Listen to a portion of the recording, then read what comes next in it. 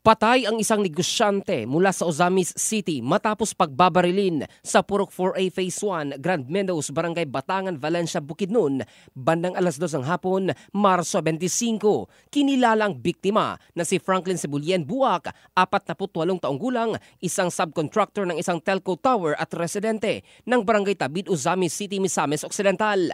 Ayon sa investigasyon ng Valencia City Police Station, sakay si Buak ng kanyang itim na kotse nang harangin siya ng dalawang armadong lalaki. Agad siyang pinaputukan ng maraming beses na nagresulta sa matinding tama ng bala sa iba't ibang bahagi ng kanyang katawan.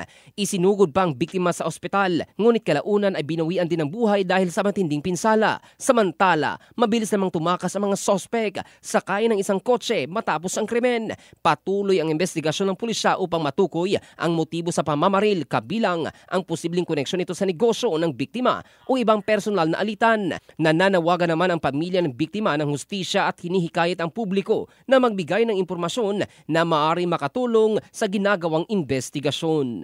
In the heart of changing lives, ito si Jovel Candado ng Brigada News Philippines, the Music and News Authority.